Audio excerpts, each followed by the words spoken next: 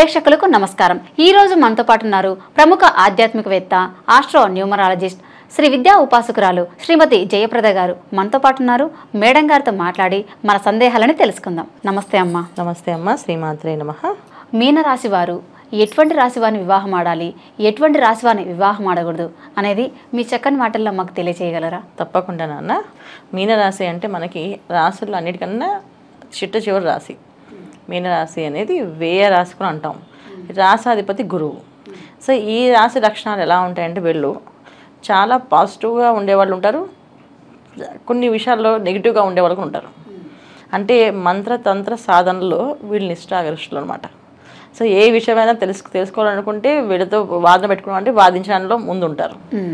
కొంతమంది అసలు వాదించే అవసరమే లేదు, వాదించక్కలేదు, మీరు అన్నది రైట్, పోనీ ఓకే మీకే నేను ఓటేస్తాను అని చెప్పి వెళ్ళిపోతారు. సో ఈ కాంబినేషన్ ఎందుకంటే దుస్వభావ రాశిది. అందువల్ల ఏంటంటే రెండు విధాలుగా ఉండే మనుషులు ఉంటారు. సో ఈ మనస్తత్వాలు ఉన్న వాళ్ళకి ఎప్పుడైనా సరే మీనరాశి కానీ మీనలగ్నం కానీ వీళ్ళకి వచ్చే జీవిత భాగస్వామి చాలా ఇంపార్టెంట్ అన్న. ఎందుకంటే వీళ్ళ లైఫ్ అనేది వాళ్ళతోటే స్టార్ట్ అవుతుంది.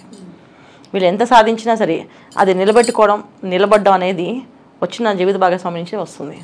అదృష్టం అనమాట. చాలా మంచి ఉంటుంది. పెళ్ళి అయితే అదృష్టం, పెళ్ళైతే జీవితం మారుతుందని మనం చిన్నప్పటి నుంచి వింటూ ఉంటాం, మన పెద్దవాళ్ళు చెప్తూ ఉంటారు.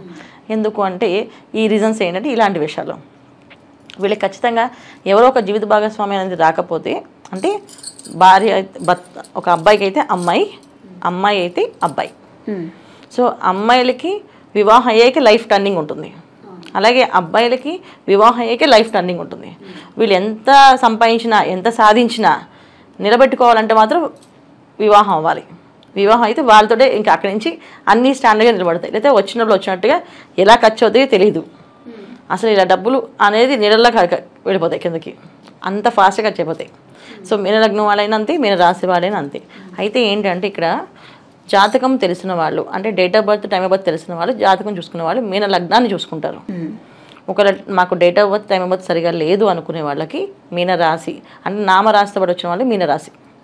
ఈ మీనరాశి ఎవరైతే అనుకుంటారో వీళ్ళు ఖచ్చితంగా పాటించవలసిన విషయాల్లో జాతకాలు, పొంతనలు ఇవన్నీ చూసుకోవడం కాకుండా ఈ లక్షణాలు కొంచెం చూసుకోవడం వల్ల ఏంటంటే కలిసి ఉంటారు. ఒకప్పుడు ఓన్లీ జాతక పొంతన చూస్తే వివాహం చేసేసుకునేవాళ్ళు. ఎందుకు?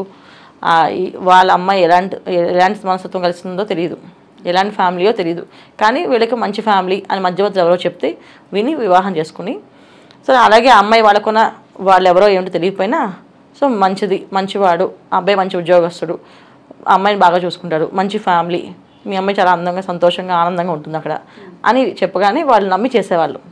ఇలా చేసుకున్నాక అక్కడ మంచివాడైతే హ్యాపీగా ఉంటుంది, చెడ్డవాడైతే నా తలరాత అనుకుని ఉండేది. ఇప్పుడు అలా లేదు. బాగున్నా బాగోలేకపోయినా వెంటనే మాకొద్దు అని నిర్ణయం చేసుకొని బయటకు వచ్చేస్తున్నారు. అమ్మాయిలు అంతే, అబ్బాయిలు అంతే. ఇలా వచ్చేస్తున్నారు కనుక మనం ఈ రాశి లక్షణాలు కూడా చూసుకోవాలి. ఒకప్పటిది అవసరం లేదు, ఇప్పుడు చూసుకోవాల్సి వస్తుంది. ఒక్కొక్కటి పెరుగుతూ వస్తున్నాయి కదా నేను. అంటే మనం ఇంతకుముందు ఏసీ, కారు ఇవన్నీ ఏంటంటే లగ్జరీస్, ఇప్పుడు కామన్గా కంపల్సరీ కావాల్సింది నెసరీస్. అవి అంటే ఏంటి, మనకి అవసరాలు అయిపోయి. ఒకప్పుడు అవి లగ్జరీస్, అమ్మో ఏసీయా అంత లగ్జరీ మనకు లేదు అనుకునే వాళ్ళకి. ఇవాళ ఏసీ అనేది మనకి అవసరం అయిపోయింది, అవసరాలు అయిపోయి. సో ప్రతిదీ ఒక్కొక్కటి అవసరాలుగా మారిపోయి కనుక ఈ లక్షణాలు కూడా ఇప్పుడు అవసరం అయిపోయి. ఎందుకంటే అమ్మాయి ఒక అబ్బాయి కలిసి ఉన్నారంటే ఇద్దరు మనసులు కలవాలి. ఇద్దరు మనసులు కలవాలంటే ఆ లక్షణాలు కొంత మ్యాచ్ అయితేనే వాళ్ళిద్దరు ఒక అండర్స్టాండింగ్లో ఉంటారు. ఇద్దరు తూర్పు పడమర అని అంటే ఎప్పటికీ కలవదు, డిఫరెంట్ యాటిట్యూడ్స్ ఉంటాయి. సో డిఫరెంట్ యాటిట్యూడ్స్ ఉండే లక్షణాలు ఉంటాయి కనుక మనం ఈ లక్షణాలు చెప్తున్నాం అందరికీ అవేర్నెస్ కోసం. సో మీనరాశి, మీనలగ్నం వాళ్ళు ఎవరిని చేసుకోకూడదు అనేది చెప్తాను. సో మీనరాశి, మీనలగ్నం ఉన్నవాళ్ళు, మీనరాశి అయితే మేషరాశిని చేసుకోవద్దు, తర్వాత కుంభరాశిని చేసుకోవద్దు. అలాగే మీనలగ్నం అయితే మేషలగ్నాన్ని చేసుకోవద్దు, కుంభలగ్నాన్ని చేసుకోవద్దు. ఈ లగ్నాన్ని చేసుకోవడం వల్ల వీళ్ళకి వచ్చే ఇబ్బందులు ఏంటి అంటే, వీళ్ళు కంప్లీట్గా స్పీడ్, మేషలగ్నం వాళ్ళు, మేషరాశి వాళ్ళు ఏ విషయమైనా వాళ్ళకి కొట్టే తిట్టి అన్నట్టు 3 మాటల్లో పని అయిపోవాలి వాళ్ళకి. ఆ పద్ధతిలో వీళ్ళు రారు. సో మీనరాశి వాళ్ళు ఏ విషయమైనా వాళ్ళు నచ్చిన విధంగా చెప్పుకుంటూ వెళ్తారు. లేదా కొంతమంది అసలు మాట్లాడరు, నువ్వే కరెక్ట్ అని వదిలేస్తారు. సో వదిలేసి ఇంకా వాళ్ళకి వాల్యూ ఉండదు అనమాట. అంటే వదిలేయడం అనే విషయం ఏంటంటే కంప్లీట్గా ఆ మనిషిని, ఆ సంబంధాన్ని వదిలేయడమే. అంతే, కలుపుకొని ఉంచుకోవడం కాదు. బయటికి చెప్పరు కానీ మేషలగ్నం మేషరాశి వాళ్ళు అలా కాదు కదా, వీళ్ళు మాట్లాడితే వాదిస్తూ ఉంటారు, అది నచ్చకపోతే ఇబ్బంది పడతారు. అలాగే కుంభరాశి కుంభలగ్నం వాళ్ళు ఏంటంటే వీళ్ళకి ఎందుకు మ్యాచ్ అవ్వదు అంటే జనరల్గా వీళ్ళకుండే ఆలోచన విధానం ఏంటంటే ఏదో ఒక పని వ్యాపకం చేసుకుంటూ వెళ్ళాం. కానీ మీనరాశిలో మీనలగ్నంలో ఒక్కొక్కసారి ఏంటి ఉంటే ఫుల్ ఎంజాయ్ చేసే వాళ్ళు ఉంటారు, లేదా పూజా సాంప్రదాయాలు పాటించే వాళ్ళు ఉంటారు, లేదా ఆధ్యాత్మిక చింతన అంటే ఏదో గ్రంథాలు చదువుతూ దాని మీద విశ్లేషణ చేస్తూ దాన్ని అనాలిసిస్ చేస్తూ దాని మీదే ఉంటారు. సంపాదన, డబ్బు సంపాదించాలి, కూడబెట్టాలి, ఇల్లు కట్టాలి, పిల్లలకి ఇవ్వాలి అని అనుకోకంటే ముందు ఇవన్నీ చేస్తారు వాళ్ళు. దీని తర్వాత అవి దేవుడే ఇస్తాడని చెప్పేసి ఆ లక్షణాలు కుంభరాశి వాళ్ళకి అర్థమవుతుంది. ఎందుకంటే కుంభరాశి వాళ్ళు చాలా ప్రాక్టికల్గా ఉంటారు, ఏదైనా కష్టపడకుండా ఎలా వస్తుంది అనే ఆలోచన, అందుకే చేసుకోవద్దు. ఎవరు మ్యాచ్ అవుతారు? వృషభ రాశి వాళ్ళు కూడా మధ్యస్థంగా మ్యాచ్ అవుతారు. ఒక్కొక్కసారి మ్యాచ్ అవ్వచ్చు, ఒకసారి మ్యాచ్ అవ్వకపోవచ్చు, అది ఇబ్బంది. నెక్స్ట్ ఎవరు మ్యాచ్ అవుతారు? మిథునం వాళ్ళు, మిథున లగ్నం వాళ్ళు, మిథున రాశి వాళ్ళు మీనరాశి వాళ్ళకి మీన లగ్నం వాళ్ళకి మ్యాచ్ అవుతారు. ఎందుకు మ్యాచ్ అవుతారంటే వాళ్ళ విషయంలో వీళ్ళు ఏం చెప్పినా వాళ్ళు అనుకుని వాళ్ళు చేస్తుంటారు. ఫైనల్గా వాళ్ళు కొంచెం స్ట్రాంగ్గా ఉంటారు.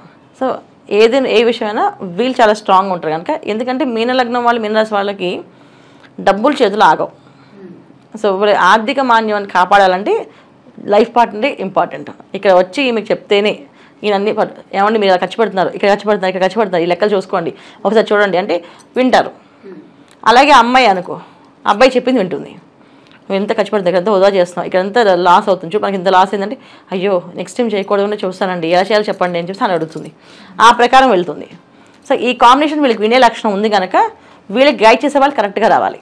వీళ్ళు వినకపోయారు అనుకో ఎవరు వచ్చినా ఇక ఇబ్బందులే, ఇంకా వచ్చిన ఇబ్బందులే. కానీ ఎప్పుడైతే వీళ్ళు వినే లక్షణం మీనరాశి మీనలగ్నం వాళ్ళకి చెప్తే వినే లక్షణం ఉంది కనుక మంచి వాళ్ళు కరెక్ట్ గైడ్ చేసే వాళ్ళు రాకపోతే ఇబ్బంది పడుతుంది ఇద్దరు కలిసి. సో వృషభ రాశి వాళ్ళు ఒకసారి గైడ్ చేస్తారు, ఒకసారి గైడ్ చేయరు. అదే మిథున లగ్నం వాళ్ళు పర్ఫెక్ట్గా గైడ్ చేస్తారు. తర్వాత ఇంకెవరు మ్యాచ్ అవుతారు? కర్కాటక రాశి వాళ్ళు. సో వాళ్ళకి వీళ్ళకి చాలా ఈజీగా కలుస్తుంది అన్ని విషయాల్లోని. ఎక్కడ ఖర్చు పెట్టాలి, ఎక్కడ తగ్గించాలి, ఎక్కడ పెంచాలి అనేది అన్ని విషయాలు సలహాలు చెప్తూ ఉంటారు. వాళ్ళకి అండర్స్టాండింగ్ చాలా బాగుంటుంది, చాలా హ్యాపీ లైఫ్ లీడ్ చేయగలుగుతారు. మీనరాశి కర్కాటక రాశి ఈ కాంబినేషన్. సో ఇలాంటి కాంబినేషన్ మనం చూసుకోవడం వల్ల ఏంటంటే మనకుండే జీవితంలో వచ్చే ఒడిదుడుకుల నుంచి బయటపడతాం. ఎందుకంటే ఇవాళ రోజున వివాహం అనేది ఒక ఈవెంట్గా చేసేసుకొని అయిపోయిన తర్వాత దాన్ని వదిలేస్తున్నారు. నచ్చలేదు, మేము విడిపోయాం. ఇప్పుడు చేసిన ఫోటోషూట్స్ పోయి, మెహందీ ఫంక్షన్స్ పోయి, హల్దీ ఫంక్షన్స్ పోయి, కాంబినేషన్స్ పోయి, అందరితో దిగిన ఫోటోలు పోయి, అన్నీ పోయాయి. అవును. మాకు నచ్చలేదు, మా మనసుకు నచ్చలేదు, అందుకు తీసేసాం. కరెక్టే, ఎందుకంటే మనసుకు సంబంధించిన వ్యవహారం కదా ఇది. మనసుకు నచ్చకపోతే వదిలేయడమే కరెక్టే. ఆ వదిలే విషయంలో ముందే మీరు చూసుకోవడం వల్ల మీరు అలా వదిలే అవకాశం రాదు. అలా రాకుండా హ్యాపీ లైఫ్ లీడ్ చేయడం కోసమని ఈ విషయాలు మన అవేర్నెస్ కోసం చేస్తున్నాం ఈ వీడియోస్. అది చెప్తున్నాం అందరికీ. అమ్మ, ఒకవేళ మ్యారేజ్ అయిన వాళ్ళు ఉంటారు కదా, అంటే ఇట్లా రాసులు కలవకపోయినా కానీ వేరే రాశికి ఇట్లా పెళ్లి చేసేస్తారు. సో వాళ్ళ పరిస్థితి ఏంటి మరి? వాళ్ళకి ఏమైనా పరిష్కారం ఉంటుందా? తప్పకుండా అంటే మీనరాశి వాళ్ళకి పరిష్కారం అనేది ఏంటంటే వాళ్ళు ఎప్పుడు మౌల్డ్ అయిపోతారు నాన్న. ఏ విషయమైనా ఒకవేళ మీనరాశి మీన లగ్నం అబ్బాయికి ఒక గయ్యాలి అమ్మాయి వచ్చిందనుకో సరెండర్ అయిపోతారు. ఇంకంతే పడదు, అప్పచెప్పేవే. తెచ్చిన డబ్బు తెచ్చేట అప్పచెప్పేస్తారు. నువ్వు ఇష్టం, నేను చెప్తా చేస్తాను, నువ్వు నన్ను మాత్రం సతాయించుకు, ఇంత అన్నం పెట్టు చాలా టైంకి, తినేసి పడుకుంటాను, నువ్వు కూర్చోండి, టీవీ చూడండి చూస్తా, లేదా ఇంట్లో ఉంటా అని చెప్పేస్తారు. లేదా మొత్తం కంప్లీట్గా మాట్లాడడం మనసు చెప్పే కదా, వాళ్ళు ఉంటే చక్కగా ఇలా అన్నిటి సరెండర్ అవుతారు.